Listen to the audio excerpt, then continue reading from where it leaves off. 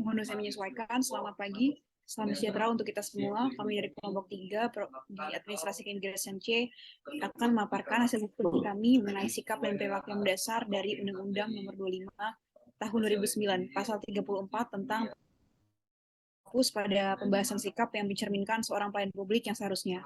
Sebelum memulai presentasi, kami akan memperkenalkan diri secara individu dalam anggota ini. Ini memperkenalkan diri, Tarni Muda, Politeknik Imigrasi, Angkatan 24, nama Tersya Berlian, absen 26. Serta 3 rekan saya. Izin memperkenalkan diri, Taruna Muda Politeknik Imigrasi Angkatan 24, nomor tahun Jalan Putra NRT 2021-23-1-02. Terima kasih. Izin memperkenalkan diri, Taruna Muda Politeknik Imigrasi Angkatan 24, nama Muhammad Fazil Nugraha, nomor absensi 4. Izin memperkenalkan diri, Taruna Muda Teknik Imigrasi, nama Raga Ditya Balik, nomor absen 19. Terima kasih. Sebelum lebih lanjut, terdapat 3 topik pembahasan yang berisikan studi kasus serta pembahasan dan kesimpulan yang akan kami paparkan dalam presentasi kali ini. Selanjutnya, rekan saya akan mendiskusikan mengenai fenomena sikap dan perilaku seorang pelayan publik yang menjadi acuan kami, itu dasar hukum Undang-Undang Nomor 25 Tahun 2009 tentang pelayan publik. Next.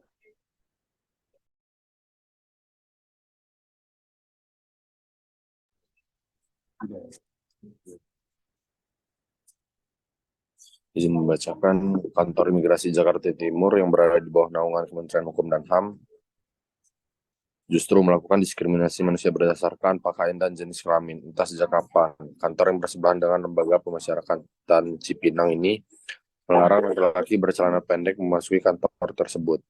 Pemohon yang datang untuk keperluan mengambil paspor anak adalah salah satu yang dihadang masuk karena mengenakan celana pendek selutut bersandal jepit kulit.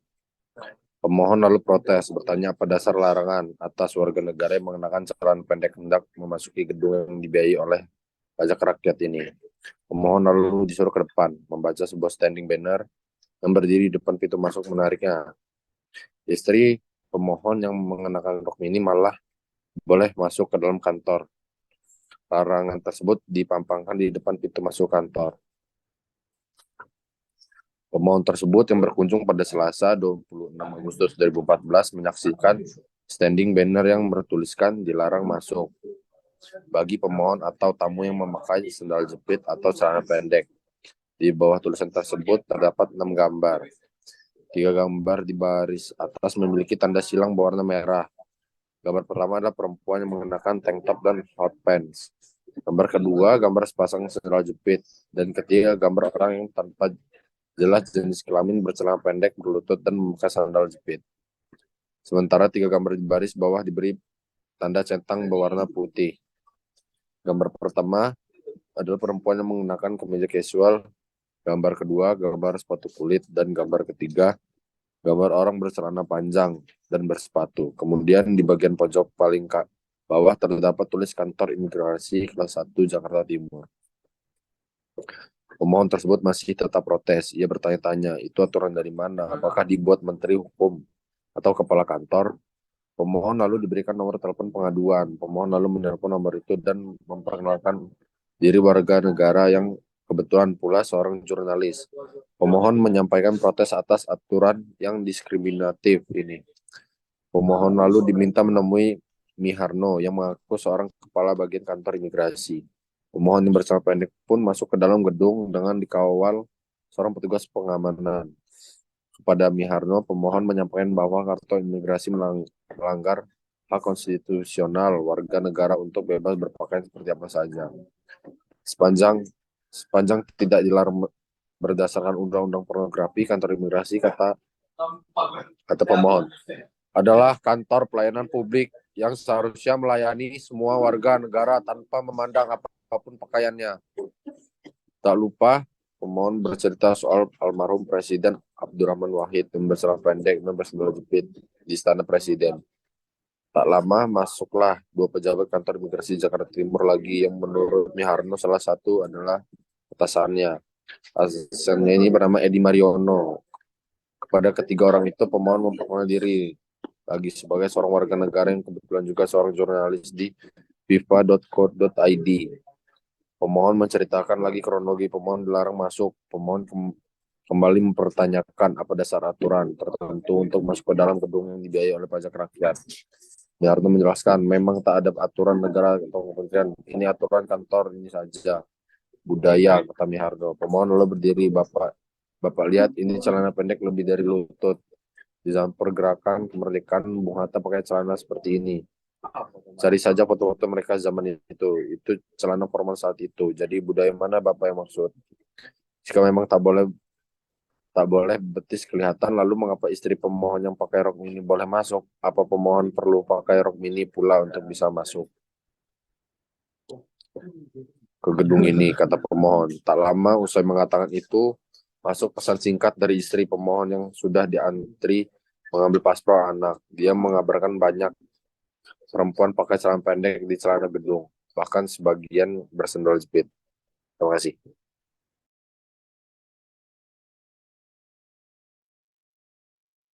Berdasarkan kasus yang sudah dijelaskan oleh teman saya tadi, bahwa terdapat pelanggaran-pelanggaran yang mana seorang pelayan publik tidak seharusnya melakukan hal tersebut. Sikap ideal yang seharusnya dilakukan oleh seorang pelayan publik ialah menolak keras diskriminasi tersebut dan memperjuangkan hak setiap individu untuk diperlakukan secara adil tanpa memandang jenis kelamin ataupun jenis pakaian yang dikenakan. Diskriminasi berdasarkan jenis kelamin atau pakaian merupakan pelanggaran hak asasi manusia yang sangat serius dan tidak dapat diterima dalam masyarakat yang adil dan demokratis. Sebagai masyarakat yang beradab, kita harus memperjuangkan kesetaraan hak untuk semua individu tanpa terkecuali, termasuk dalam kasus di atas. Diskriminasi terhadap pria yang mengenakan celana pendek dan perempuan yang tidak mengenakan jilbab atau pakaian tertentu tidak dapat dibenarkan dan harus dihentikan secepat mungkin. Oleh karena itu, sebagai seorang pelayan publik, sikap yang seharusnya dalam kasus diskriminasi tersebut ialah menolak tindakan diskriminatif dan memperjuangkan hak setiap individu untuk diperlakukan secara adil dan setara tanpa memandang jenis kelamin ataupun pakaian yang dikenakan. Hal ini dapat dilakukan dengan cara protes dan pengaduan kepada pihak yang berwenang, serta memperjuangkan hak individu melalui jalur hukum yang tersedia.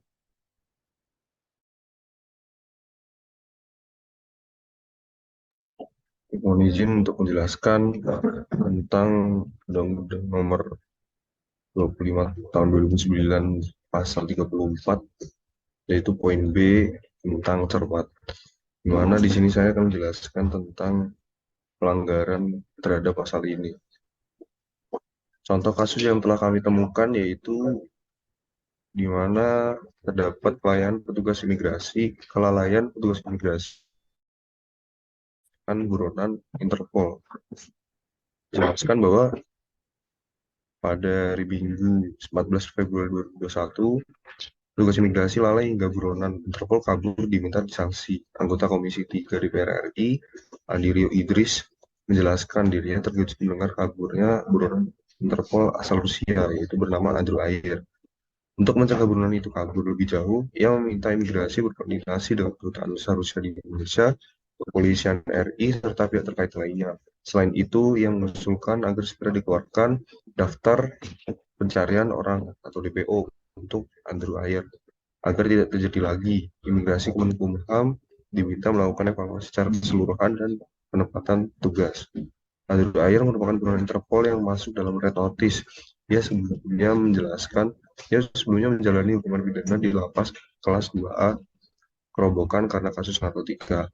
Jadi sikap yang seharusnya dilakukan adalah petugas imigrasi yang lalai hingga buronan Interpol kabur, yaitu menuntut pertanggungjawaban dan sanksi yang tegas terhadap petugas yang bersangkutan.